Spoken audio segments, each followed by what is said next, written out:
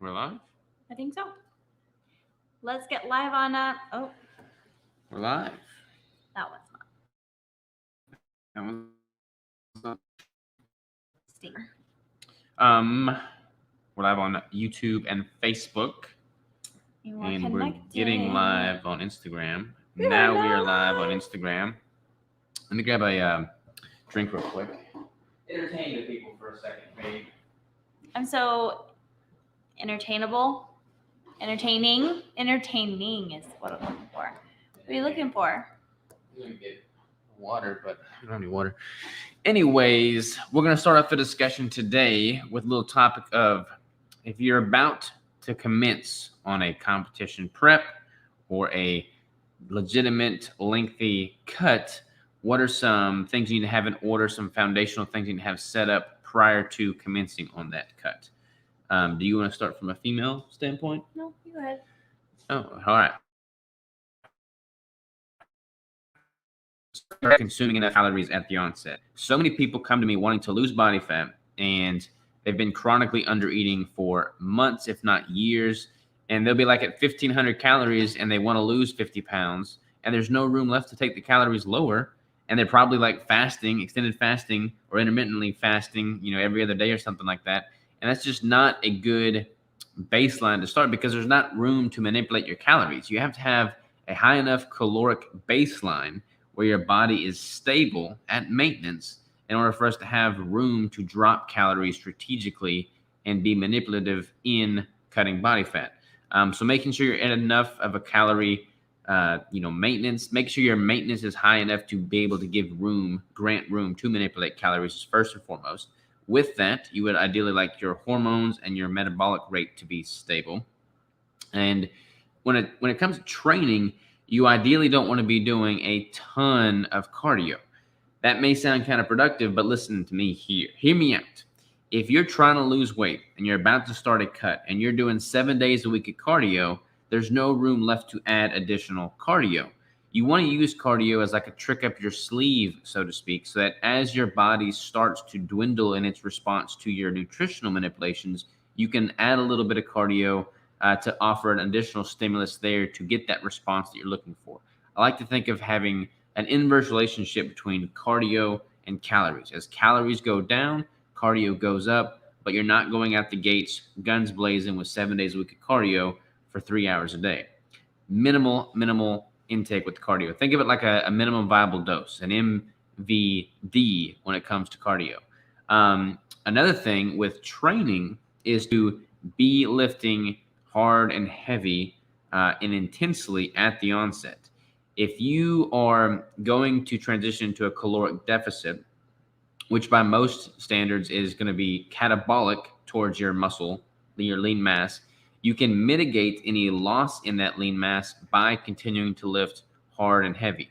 That's going to be much easier to do if you're already lifting hard and heavy. If you start going into a deficit and then start training hard for the first time, that's going to be a lot of additional stressors on your body.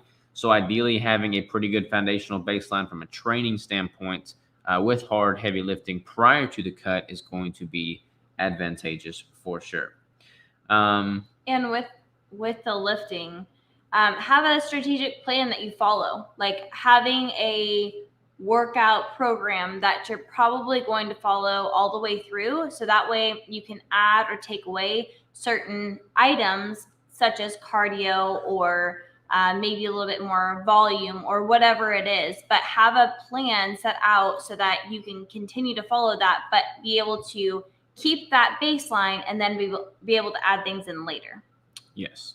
Hormones obviously are going to be key. Like I always recommend if you're doing a very drawn out, specifically intense cut, like a legitimate cut for a prep or something more than just a 1 week stupid little cut, then I always recommend people get a baseline hormonal panel done and just routine lab work in general. That way you can ensure that everything is stable and solid at the onset of a cut, because a cut is going to be a pretty significant stressor on the body. I mean, you're going to be in a deficit for 4 to 6 months. You're going to have to reverse diet out of that. So making sure that your lab work and your blood work and everything is good from a hormonal standpoint is also going to be very advantageous. Yeah, there is a lot of people who already have hormonal issues, and then they come to us for like coaching or something like that, and then they want us to fix their hormonal problems while also helping them to lose weight. And you have to work with your hormones first, preferably with a medical professional, getting those dialed in, figuring out what exactly your body needs, and then deciding to proceed forward with a cut or losing the extra body fat, because your fat gain or maintaining the body weight, body fat that you're not wanting might stem from it being hormonal. So it's very important that you get those things under control first before you decide to do another stressor to your body. And ideally, you'll know kind of what sensitivities you may have as well. When you're going through a cut, if you don't have to worry about, does dairy, am I sensitive? Is that having all of that already ironed out at the onset prior to going into a cut is going to be worth your while as well. All right, let's dive into some of these questions here. Annabelle, if anyone's on YouTube or Facebook, would you please comment that the video is actually working? Yeah, I'm not sure if the YouTube and Facebook video is working. So if somebody here can let us know, that would be great. We're having some technical difficulties. Thoughts on the new wellness division in bodybuilding? Is it possible to be competitive as a natural keto athlete? I don't know all the details about the different divisions because every federation is a little bit different. For instance, fitness in some divisions is totally different than fitness in other divisions. So I don't know what division you're talking about specifically.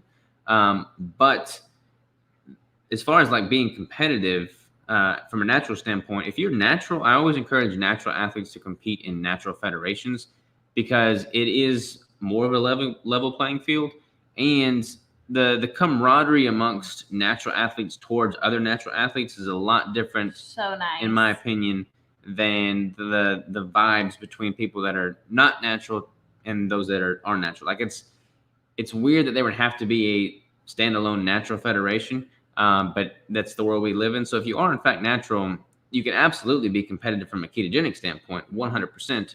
I mean, I've been bodybuilding now for 12, 13, maybe 14 years, and I've been keto half that time. And I continue to get better with it every time I step on stage, following a strict ketogenic protocol. So you can absolutely be competitive from a ketogenic standpoint, especially within natural divisions against other natural athletes. Mm-hmm. I mean, Robert's had several clients, more than several, get first, second, third place. I won my show. Robert's won his shows. You can definitely be competitive being ketogenic. It just depends on what federation you want to be in. And if you want to try to do like an NPC, that is going to be a lot more competitive, and you're going to have to work your body very intensely to be up to the same standards as someone who might be, who might be using other techniques, if you understand what I'm saying. All right, so everyone on YouTube and Facebook is saying that it's working, but it's choppy. But it's a little choppy, which is weird because we have Google Fiber now for internet, so I don't know why the Instagram is working totally fine. Choppy, yeah, it is strange. Just got some bricks the other day, melted them down to fat bomb size. Nice. I might do that tonight. I was trying to figure out what I was going to have for dinner. I think I'm going to have eggs and cheese, and maybe I'll melt down some keto brick. Do it. Goat Fit Nutrition. What's up, man? How are you? Everybody's jumping on here. Hello. Great advice on the blood work. Yeah, blood work. Can't overlook the blood work. No, YouTube is not working. Oh, weird. No video working for me. Well, Lester is on there, and Alex, whichever one we want to call you, it's weird. is working, and then it not working for me. That's so weird. Thanks for answering the question, because using PEDs is out of the question. Yeah, I've never really been a fan of the PEDs. Enhanced, LOL. Yeah, that's a good way to call it. I have one brick left to take with me to Cancun next week. Ooh. Only one, huh? We went to Cancun. When was that? 2 years ago?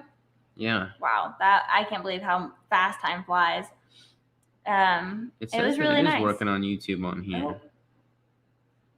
All right, we're gonna try and fix this on the fly while we're working. So if you want to keep talking, Crystal. Here I am talking. It's working on our end. Yeah, sure is. I don't know what's going on here because it seems to be working here on YouTube and Facebook. What's up, Brad Lowry? How are you, brother? This one says, I keep refreshing YouTube, but it's showing an error message. That's weird. There's two different people that have that. That is weird. It's working on our YouTube. Hey, fellas, do I look like a boy? Don't answer that. No, baby, that's mean. I'm not wearing any makeup, so maybe that's against What are some other good questions that we can answer you? I just started I did my first question thing on Instagram this week. Like yesterday. I'm so Paleolithic when it comes to Instagram.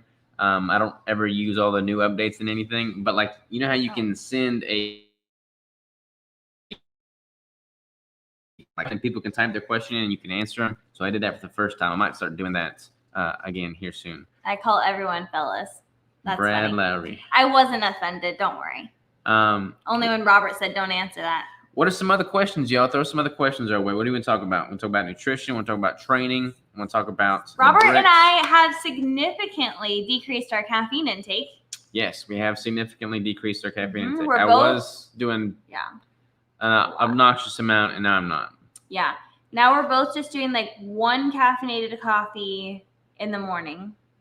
I'm not doing a pre-workout. Robert's doing a non-stim pre-workout. And then that's it, really. Yeah.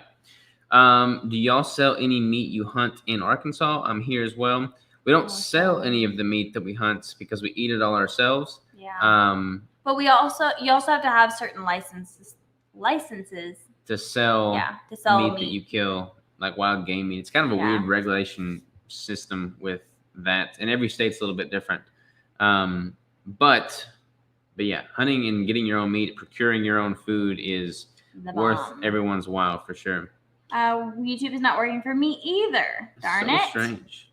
Recovery. As a person over 40, I need completely modified leg workouts. Can I get legit monster legs without squats and deads? You can absolutely get really great size and hypertrophy development without doing squats and deadlifts, especially if you're getting enough volume in. One thing you could also do to help with your knees, I don't know what...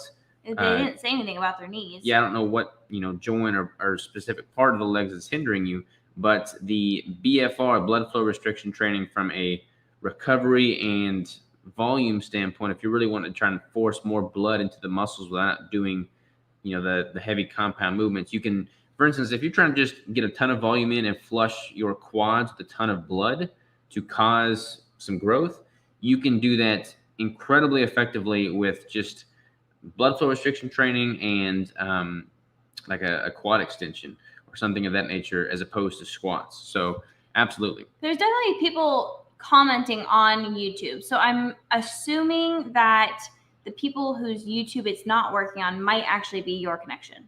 Yeah. Maybe not. Thoughts on training for backcountry? I'm not even clicking on these. What am I doing? What are you doing? Thoughts on training for backcountry hunting? Need to do lots of cardio, but want to hold muscle. Lift heavy with the training that you are doing. Like that's such a misunderstood phenomenon. When you're trying to maintain muscle, so many people say, okay, I'm trying to cut. I need to lift lighter weights, more reps. If you're trying to preserve your muscle, you need to continue to lift heavy. That's probably the single best thing you can do to preserve muscle while you're doing more cardio, while you're maybe eating less calories. Think of it like this. Your body is subjected to a stimulus when you're training. If you remove that stimulus and you're in a deficit from a caloric standpoint, your body's going to recognize that, hey, I no longer need to subject myself and maintain this muscle because that stimulus is no longer there. So by continuing to subject your body to that stimulus, i.e. the heavy weight training, you'll more than likely retain most of that lean mass. So that'd be my big tip for sure. Hi, super people. Great to see you. How are you doing? We're doing fantastic. Wonderfully well. When you don't hunt, where do you get your meat? Mostly hunting. But we actually did just get a cow, and I have a video coming out about the cow here in a couple weeks. But we got a cow that my brother is actually raising for us until we get our property all up and running for us to have our own cows. But we're going to use that meat and butcher that, and then we'll have that.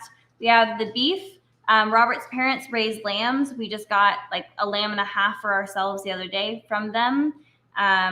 He gets deer, hopefully an elk this year. Hopefully.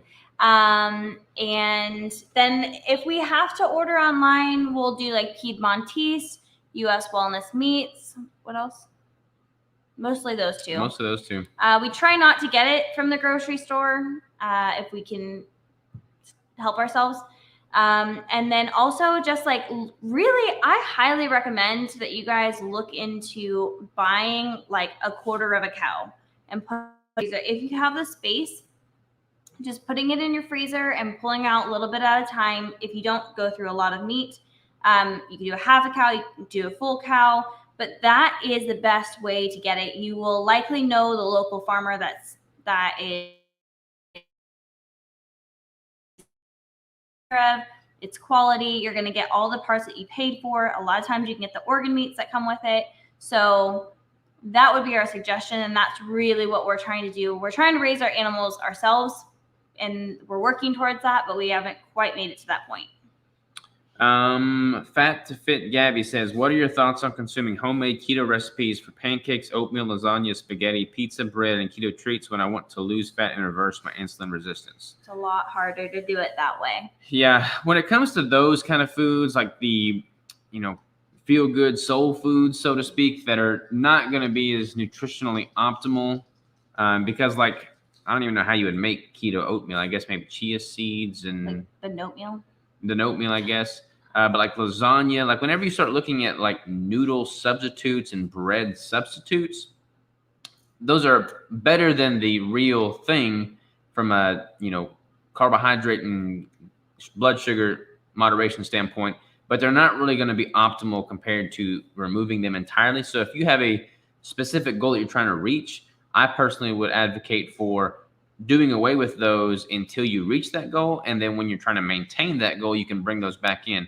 Unless, of course, caveat being, having those makes the entire process sustainable for you. Like if you're just not going to stay on keto at all, if you don't have your keto lasagna, then by all means, give yourself that keto lasagna if that's going to help you stay on track overall. But just make sure that that's not where the majority of your calories are coming from. Yeah, a lot of people have lost a lot of weight doing exactly what you're talking about, but we don't think it's the most optimal way of being able to lose the weight. And like Robert said, like if that's what's going to make it sustainable for you, then do that.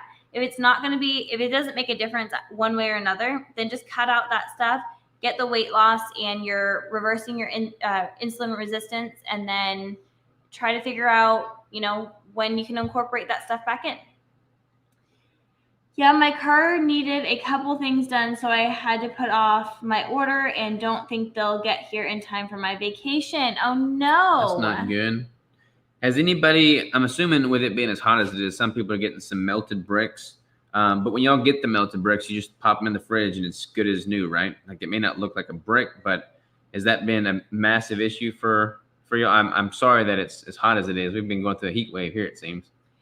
Training question. I'm over 250 on deadlifts now and was chatting with a coach today who said I can definitely get it over 300. Do you have any sense on how long this will take? I seriously love deadlifting.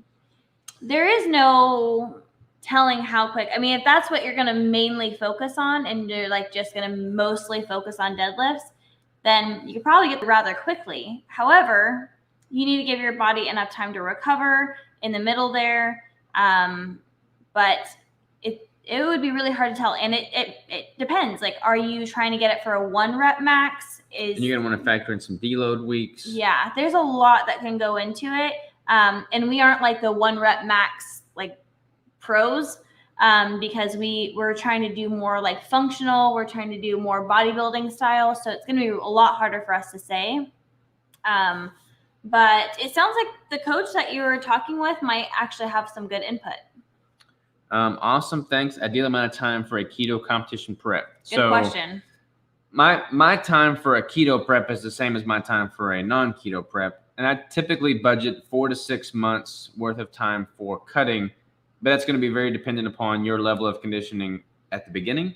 So you're going to need to lose more weight than you intend to. That's pretty much always going to happen. When I start a prep, I'm at like 15 to 16% body fat, and I'll get down to sub 5% body fat. And I give myself 4 to 6 months of time to do that because I want to preserve as much lean mass as possible and not diet too aggressively. So if you're in a reasonable composition at the onset, then 4 to 6 months is usually pretty good.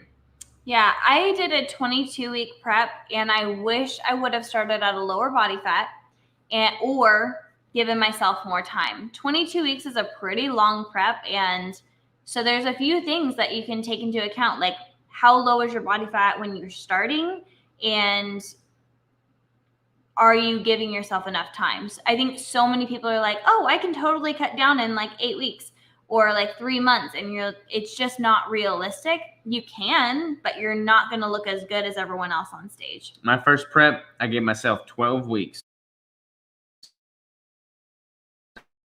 150 in 12 weeks. And So I lost unhealthy. so much muscle. And this was before keto. This was just not smart. I don't recommend it upon my worst enemy. Yeah. If you think you're giving yourself enough time, give yourself more. Yeah. What about modifications to planks? My mom can't bend her toes like that because of past surgery. She can't do planks, push-ups, mountain climbers, etc. Can she do it like with her knees, like on her knees instead of on her toes? Yeah, you can definitely do knee planks, or if she wears shoes, a lot of times you can just rest on your shoes rather than like bending your toes that way. You can just use the top of your shoe. Mountain climbers are really hard with not being able to move your feet like that, but there's a ton of other movements that you don't have to do the mountain climbers. However, a really good option for the planks is to do side planks. Just do like your right side and then flip over and do your left side instead of having to be directly on the top of your toes. Did you see Zack Snyder's Justice League? We did. I don't know if I would watch it again. I think it was better, definitely better than the first one. But it's a long movie. Like I can't really justify spending that much time watching a movie. Sorry. No, go ahead. Do either of you guys supplement with fiber, chia seeds, flax seeds, etc.? No. Fiber kills me. Fiber is like the one thing that my body is so happy to do without. There's a little bit of flax in certain flavors on the bricks. And flax is really good. Like flax gets a bad rap from a hormonal standpoint because some people assume that it's incredibly estrogenic and it adds a whole bunch of estrogen to your body, but that's not the case. Like when you actually look into the science, which I'm not really going to get in here because I'd probably butcher it, honestly, but that's not what flax and estrogen is. That's not what the phytoestrogen-like compounds in flax are doing within your body. Mm-hmm. So don't worry about that. But as far as like supplementing that from a fiber standpoint, I don't really ever supplement fiber because I don't ever have any digestive issues. Yeah. Brad says, as Robert said, don't replace lifting with cardio, just add more cardio. As Robert said, don't replace lifting with cardio, just add more cardio to prep for the mountains. I usually start climbing stairs with a 50-pound pack a couple times a week for an hour or so. I just go to a football stadium for stairs, get some buddies together once a week, and put your packs on and go hiking. Yeah, totally Brad's agree. A person to ask. Brad is a professional hunting guide in the backcountry. And I got to ask you, Brad, on here live, let me know, when I went hunting with you in elevation up a mountaintop from Arkansas without any elevation and no mountains, I felt like I was able to keep up pretty good. I had blisters on my ankles. I was bleeding through my boots, but I felt like I was able to keep up pretty good. So let me know if I didn't, but I don't feel like I slowed anybody down. When mine melted, it seemed like the salt settled at the bottom of the brick, so melted mine into a shake. Oh, there you go. That's nice. Yeah, if you get one that's melted, I would recommend just like shaking it or massaging it a little bit before you stick it in the fridge. That way it just ensures mix it together in a bowl and then put it into different molds. Yeah, that way all the ingredients are mixed better. Yes, we don't lift 1 rep max either. Usually like 5 by 5 with holds. Much gratitude. Nice. Jessica says, sometimes when doing some weightlifting, super beginner, so not too intense, I feel popping during movements. It doesn't hurt at all. What could that be? Ligaments, maybe? Can I say this real quick? Okay, so I was actually having some issue with one of my knees a year or so ago. And I went to the physical therapist and the doctor, and they both told me, what? Nothing. And they both told me to not worry about the popping. They said, everyone pops. It's very normal. Unless it hurts, you don't need to do anything about it. Both of them said that because I thought that doesn't sound right. But I asked both of them, and they both said the same thing. The popping is fine. It is very normal that we pop. But if it starts to hurt, then you need to adjust something and move forward. Haley says, if you could only get low-quality meat, would you still choose a fattier cut of meat over a lean cut to which you could add healthy fats? Good question. Chicken thighs versus chicken boobs with olive oil. If I could only get a low-quality fat, or low-quality protein, I probably would go with the leaner cuts and then add a quality fat. You're better off with beef being fattier. Chicken, don't get the fattier. Get the leaner cuts and add fat to it. I've been saying a lot, and you got to break that. But when it'd be cheaper to buy a quality fat in isolation and pair that with a lean meat than it would be to try and get a poor quality fatty cut of protein. Now, in a perfect world, if you can afford whatever you would want, I would recommend getting a fattier cut of meat as opposed to a leaner cut and adding fat to it. But if you can't afford the higher quality cuts, then I would get the leaner cut and add a quality fat. Mm-hmm. Yep. What electrolyte do you currently use? Relight. Yeah, Redmond Relight, and I use the upgraded formulas potassium.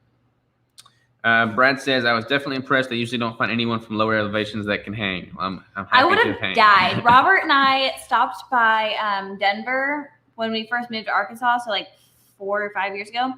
And I think it was 4 years ago. And we went to work out, and I literally had an anxiety attack.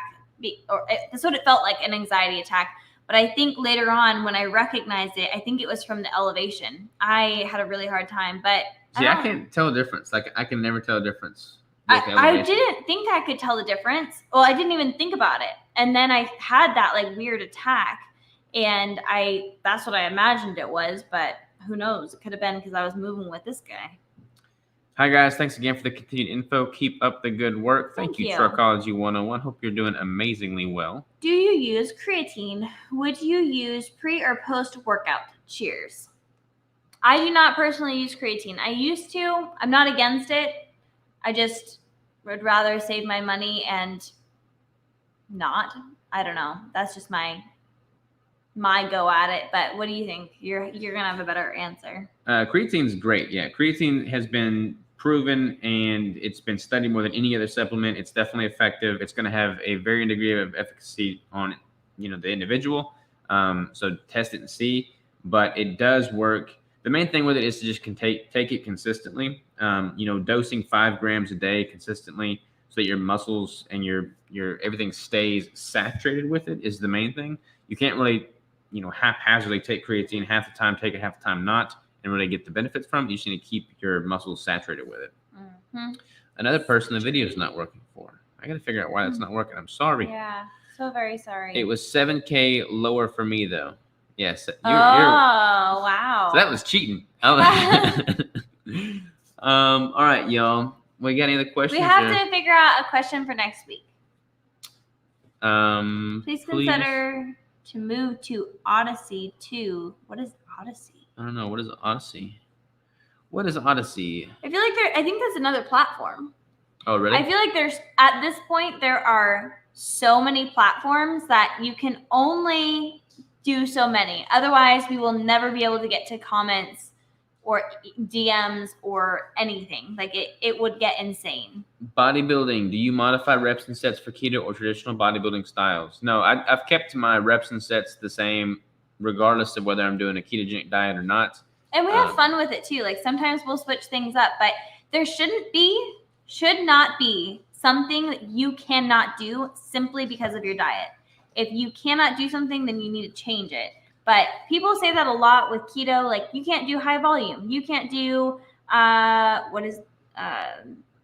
like distance running, distance endurance Sports? Yeah, sports. You can't speak. Power lift. Yeah, you can't speak. You can't power lift without carbing up. You can do these things, but people let it get to their heads that, I can't because someone's told me before that I can't. They let it get to their heads, and then they prevent themselves from actually being able to do it. I use it because it's been proven effective for head injuries. Yes, for sure. What are your go-to restaurants when you go out to eat? We usually go to like a burger or a steak place. Yeah. Thanks, guys. Thank you. First day trying full keto using the cookies and cream keto brick. Keep calories up and about to work out. Awesome. Yay. Well, let us know what you think. Congrats on day 1. Yeah. Awesome. How has your training changed over the years as a cue for next week? Oh, that's a good one. What does the last 4 weeks of a keto prep look like? The last 4 weeks of a keto prep is basically a trial and error when it comes to the keto caloric refeeds. So you have a refeed to help fill out the muscles and really bring out and peak for a competition. And it's best to have a few weeks of trial runs on that. You get the hydration dialed in, the macro distribution dialed in. So generally speaking, my clients like to have 3 or 4 weeks, depending on their conditioning, where we can implement these trial refeeds to really get everything optimized for the show itself and peak week. Do you guys use any protein powder? If so, what's your favorite? I only use collagen, and I'm in the process of really trying to find a high quality collagen right now. I've been using Vital Proteins, and I probably will steer away from using them, but I think I'm going to try to use Further Foods collagen instead. But you can get different flavored ones. I don't have one right now that I feel is high quality enough to speak about. So those are the ones that I've been using is Ancient Nutrition, Vital Proteins, but I would like to start trying the Further Foods. Boom. All right, y'all. We are 33 minutes in, so we will boogie. And we got one more comment here. Oh, hi from Phoenix. Got all my camping gear ready for the camp out at the new compound. Camp out at the new compound. Funny. Getting close. All right, y'all. We love you. We appreciate you. We hope you have a wonderful week. And we've got some news coming with the keto bricks this weekend. So keep an eye or an ear or an email. Yeah, if you guys aren't signed up for the Keto Brick newsletter, y'all should. You should go over to ketobrick.com, sign up for the newsletter, and you'll be the first to know of any new news with the Keto Bricks. Yes. Y'all take care. Appreciate y'all. Have a great rest of your Wednesday. See ya.